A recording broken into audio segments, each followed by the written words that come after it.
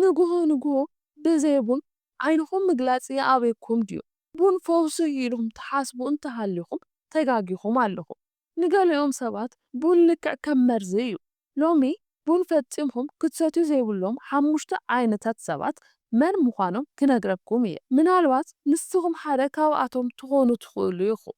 ሰላም ጥዕና ሃበለይ ክቡራት ተኸታተልቲ ዶክተር ማይና ሄልዝ ዶክተር ማይና እየ። እንኳዕ ናብዚ ቻናል ብሰላም መጻኩም። ቡን ንብዙሓትና ምንጪ ሓይልን ንቕሓትን እዩ። ግናኸ ቡን ንኹሉ ሰብ ኣይስማዕማዓን እዩ። ንገለ ሰባት ሕማም ልብን ጭንቀትን ፀገም ጸላም ከብድን ከስዕብ ይኽእል እዩ። ኣብ ናይ ሎሚ ቪድዮና ቡን ንጥዕናና ዘለዎ 10 ረብሓታትን ብፍላይ ድማ መን ክሰቲ ከም ዘይብሉን በዝርዝር ክንርኢ ኢና። ነዛ ቪድዮ ክሳብ መወዳእታ ምክትታልኹም ንጥዕናኹም ዓብዪ ለውጢ ክፈጥር ይኽእል እዩ። ቅድሚ ምጅማርና ሰብስክራይብ ዘይገበርኩም ሰብስክራይብ ግበሩ። ነዛ ቪድዮ ላይክ ብምግባር ድማ ደገፍኩም ኣርዩኒ። ናብቲ ጉዳይ ክንኣቲ ኸለና ብመጀመርታ ቡን ካብ ምስተ ክቁጠቡ ወይ ድማ ፍጹም ክሰትዩ ዘይብሎም ሰባት ውሽጢ ሓደ ከቢድ ጭንቀት ወይ ድማ ፍርሒ ዘለዎም ሰባት ቡን ክሰትዩ ኣይምከርን እዩ። ቡን ካፌን ይሕዝ እዩ። ካፌን ንስርዓተ ነርቭ ልዕሊ ዓቕን የንቁሖ እዩ። ከምኡውን ናይ ጭንቀት መጥቃዕትን ዘይምርግጋእን ከምኡውን ህርመት ልቢ ክውስኽ ይኽእል እዩ ማለት እዩ። ምስ እዚ ተተሓሒዙ ጭንቀት ወይ ድማ ፍርሒ ዘለዎም ሰባት ካብ ቡን ክርሕቑ ይምከር።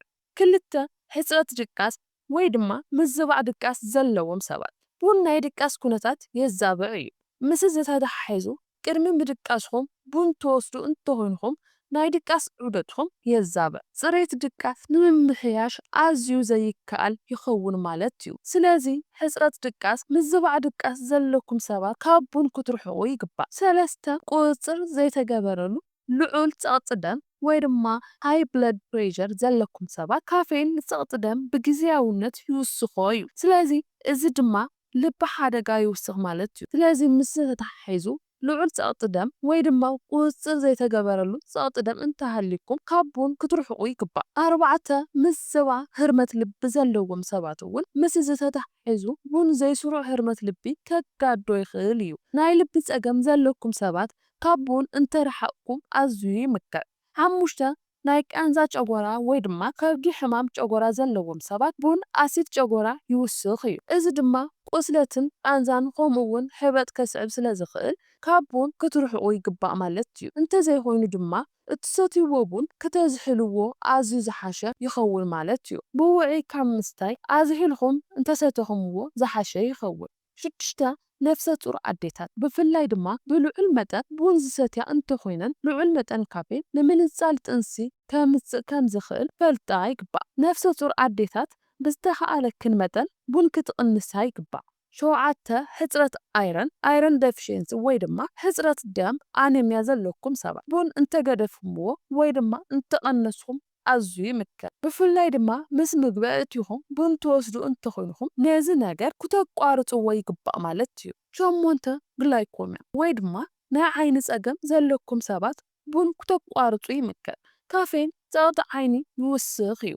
እዚ ድማ ነቲ ኩነታት ከጋዶ ይኽእል። ስለዚ ብተወሳኺ ንካፌን ኣዝዮም ተነቀፍቲ ዝኾኑ ሰባት ንእሽተይ መጠን እኳ ርእሲ ቃንዛ ዝውርውር ምባል ወይ ድማ ቁልጡፍ ህርመት ልቢ ምዕብልዋል ቅልሽልሽ ምባል ከስዕብ ስለ ዝኽእል እዞም ኣብ ላዕሊ ዝጠቐስኩልኩም ነፍሲ ወከፍ ሰባት እዞም ምልክታት ትሪኡ እንተኮይንኩም ካብ ቡን ምርሓቕ ወይ ድማ ቡን ብልዑል መጠን ምቕናስ ይግባኣኩም። ነገር ግን ክትፈልጥዎ ዘለኩም ኩሉ ሰብ ንቡን ተመሳሳሊ ዓይነት ምላሽ ይህብ ማለት ኣይኮነን። ስለዚ ገለ ሰባት ብንእሽቶ መጠን ነቲ ኩነታት ክሓልፍዎ ይኽእሉ እዮም። ነገር ግን ምልክታቱ እንተተረኣይዎም እሞ ኣዝዩ እናተጋደደ እንተመፅዩ ሙሉእ ብሙሉእ ካብ ቡን ክትርሕቑ ይግባእ። ብምቕጻል ቡን ክትሰትዩ ከለኹም እትገብርዎም ልሙዳት ጌጋታት ብዝርዝር ክነግረኩም እየ። ብመጀመርታ ኣብ ጥራይ ከብዲ ቡን ምስታይ እዚ ኣሲድ ጨጎራ ክውስኽ ይኽእል እዩ። ምንፋሕ ከብዲ ሕበጥ ከብዲ ከስዕብ ይኽእል እዩ ማለት እዩ። ስለዚ ብጥራይ ከብዲ ቡን ካብ ምስታይ ክትቁጠቡ ይግባእ። ብምቕጻል ልዕሊ ዓቐን ሽኮር ወይ ድማ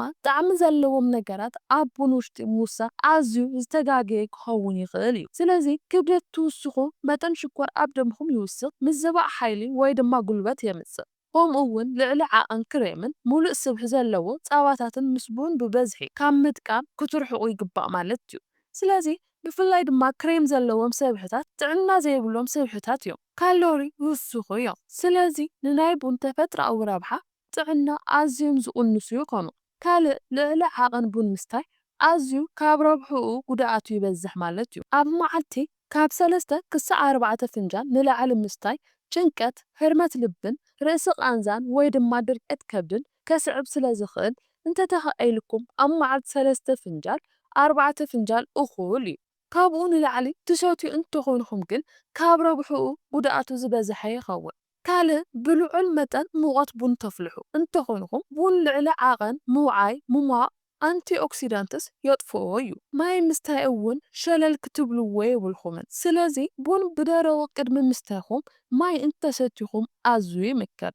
እኹል ማይ ብዘይ ምህላው ቡን ምስታይ ድርቀት ወይ ድማ ዲሃይድሬሽን ስለ ዘስዕብ ማለት እዩ።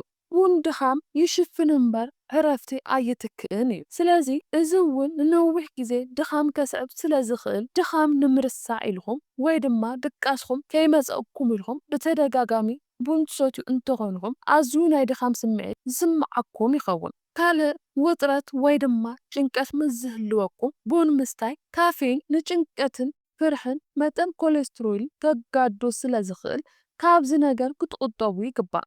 ብምቕጻል ንቡን ብግቡእ ዘይምጥቃም ካብ ድቃስ ምስ ተበራበርኩም ብቐጥታ ቡን ምስታይ ካብ ትትስኡ ድሕሪ 60 ወይ 90 ደቓይቕ ምጽባይ ሚዛን ሓይሊ ኢነርጂ ባላንስ ኣዝዩ ዝሓሸ ይገብሮ። ኣብ መወዳእታ ድማ ቡን ብመጠኑ ምስ ዝውሰድ ብዙሕ ረብሓታት ጥዕና ይህበኩም እዩ። ኣማኢቲ ዝኾኑ ውህዳት ይሕዝ። ኣብ ሳይንስ ተመርኮሰ ናይ ቡን ረብሓታት ጥዕና ብዝርዝር ክነግረኩም እየ። ቀዳማይ ቡን ምንጪ ጽረ አንቲኦክሲዳንት እዩ። ቡን ኣብ ብዙሓት ኣመጋግባታት ውሽጢ ካብ ዘለዎ ዓበይቲ ምንጪ ጽረ አንቲኦክሲዳንት ሓደ እዩ። ስለዚ ጎዳእቲ ዝኾኑ ሕበጣት ይቕንስ ማለት እዩ። ስርዓተ ምክልኻል ሕማምኩም ኣዝዩ ዕብዮ። ቡን ምስ ፍረታትን ኣሕምልትን ነእትይኹም እንተወሲድኩምዎ ዝያዳ ጽረ አንቲኦክሲዳንት ዝህበኩም ይኸውን። ካልኣይ ተግባር ሓንጎልን ኣእምሮኣዊ ንቕሓትን ይውስኽ፣ ትኹረት የዕቢ፣ ኣእምሮኣዊ ድኻም ይቕንስ፣ ናይ ምዝካር ክእለትኩም ኣዝዩ ዝውስኽ ይኸውን። ሳልሳይ ተቓላዕነት ሕማም ሽኮር ዓይነት 2 ወይ ድማ ታይፕ 2 ዲያቤቲክስ ይቕንስ። ብዙሕ ቡን ዝሰትዩ ሰባት ንሕማም ሽኮር ዓይነት 2 ናይ ምቅላዕ ዕድሎም ኣዝዩ ዝተሓተ እዩ። ስለዚ ናይ ኢንሱሊን ተነቃፍነት ሴንሲቲቪቲ ይዕቢ። ስለዚ አንቲኦክሲዳንት ንሜታቦላይዝ ሽኮር ደም ንምቁፅጻር ይሕግዝ ማለት እዩ። ስለዚ ስሩዕ ቡን ዝሰትዩ ሰባት ተቓላዕነት ሕማም ሽኮርያ ብ20 ወይ ድማ 30 ሚእታዊ ኣዝዩ ዝቐነሰ እዩ ማለት እዩ። ስለዚ ቡን ትሰትዩ እንተኾንኩም ሕማም ሽኮርያ ዓይነት 2 ናይ ምሓዝ ዕድልኩም ብ20 ወይ ድማ ብ30 ሚእታዊ ክቕንስ ይኽእል። ራብዓይ ጥዕና ልቢ ይድግፍ። ቡን ብመጠኑ ትሰትዩ እንተኾንኩም ኣብ መዓልቲ ብበዝሒ ካብ 2 ክሳብ 4 ፍንጃል እንተሰቲኹም ቡን ንልቢ ተሰማዒ ይኸውን። ስለዚ ተግባር ሰራዊት ደም ንምምሕያሽ እውን ይሕግዝ። ምስ ሕማም ልቢ ዝተተሓሓዘ ሕበጣት ንምቕናስ ኣዝዩ ዝሕግዘኩም ይኸውን። ሓደጋ ስትሮክ ንምቕናስ እውን ይሕግዘኩም ማለት እዩ። ልዑል ዓቐን ቡን ምስታይ ግን ኣብ ላዕሊ ከም ዝጠቐስናልኩም ካብ ረብሕኡ ጉድኣቱ ይውስኽ። ዘይተጻረየ ቡን ኣብ ገለ ሰባት ናይ ኮሌስትሮል ምውሳኽ የስዕብ። ሓምሻይ ጥዕና ጸላም ከብዲ ወይ ድማ ሊቨር ኣዝዩ ዝሕሉ ይኸውን። ቡን ንጥዕና ጸላም ከብዲ ካብ ዘድልዩ ብሉጻት መስተታት ሓደ እዩ። ስለዚ ሕማም ስብሒ ጸላም ከብዲ ፋቲ ሊቨር ዲዚዝ ናይ መሓዝ ዕድል ይቕንስ። ካንሰር ጸላም ከብዲ ናይ መሓዝ ዕድል ይቕንስ። ቡን ወትሩ ዝሰትዩ ሰባት ምስ ጸላም ከብዲ ዝተተሓዘ ሕማማት ናይ መሓዝ ዕድሎም ኣዝዩ ዝተሓተ ይኸውን ማለት እዩ። ሳልሳይ ሕማም ምብልሻው ነርቭ ናይ መሓዝ ዕድሎም ኣዝዩ ዝቐነሰ ይኸውን ማለት እዩ። ቡን ንነዊሕ ግዜ ኣብ ሓንጎልና መከላኸሊ ውፅኢት ኣለዎ። ሕማም ኣልዛይመር ናይ መሓዝ ዕድል ይቕንስ። ፓርኪንሰን ናይ መሓዝ ዕድል ይቕንስ። ብሓፈሻ ምስ ዝተተሓሒዙ ካብ አንቲኦክሲዳንት ውህዳት ኣዝዩ ዝከላኸል ይኸውን ማለት እዩ። ተግባር ሓንጎል ንምሕላው እውን ኣዝዩ ዝሕግዘኩም ይኸውን ማለት እዩ። ሻብዓይ ክብደት ንምቕናስ እውን ብመጠኑ ዝሕግዘኩም ይኸውን። ቡን ብዘይ ሽኮር ወይ ድማ ብዘይ ክሬም ምስ ዝውሰድ ድማ ውፅኢታዊ ይኸውን። ሜታቦላይዝም ይውስኽ፣ ምቅጻል ስብሒ የበራትዕ፣ ከምኡ እውን ሸውሃት ምግቢ ብጊዜያውነት ደው የብል ማለት እዩ። ሽኮር ጣዕሚ ዘለዎም ክሬማት ኣብ ቡን ምውሳኽ ግን ነዞም ረብሓታት የስእነኩም ማለት እዩ። ሻምናይ ስምዒት ወይ ድማ ሙድ يعبي دبرت ወይ ድማ ዲፕሬሽን ሓደጋን ድማ ይቕንስ ቡን ኣብ ኣእምራዊ ጥዕና ኣወንታዊ ጽልዋ ከሕድር ይኽእል እዩ ብሓፈሻ ዶፓሚንን ሴሮቶኒን ዝበሃሉ ናይ ስምዒት ህዋሳት ሆርሞናት የነቃቅሕን ሓደጋ ድብርትን ይቕንስ ማለት እዩ ስምዒትን ተበግሶን ንምምሕያሽ እውን ኣዝዩ ዝሕግዘኩም ይኸውን ማእኸላይ ቡን ዝሰትዩ ሰባት ኣዝዩ ነዚ ነገር ዝሓሸ ስምዒት ይህልዎም ማለት እዩ ታሽዓይ ንጥዕና ምሕቃቅ ምግቢ ኣዝዩ ይድግፍ ቡን ስርዓተ ምሕቃቅ ምግቢ የነቃቅሕ ምንቅስቃስ መዓንጣ የበራትዕ ምንቅስቃሳት መዓንጣ ኣዝዩ ዝድግፍ ይኸውን ጠቐምቲ ባክተርያ መዓንጣ የበራትዕ ከምኡ እውን ድሕሪ ምግቢ ምሕቃቅ ምግቢ እውን ኣዝዩ ስለ ዝሕግዝ ብሓፈሻ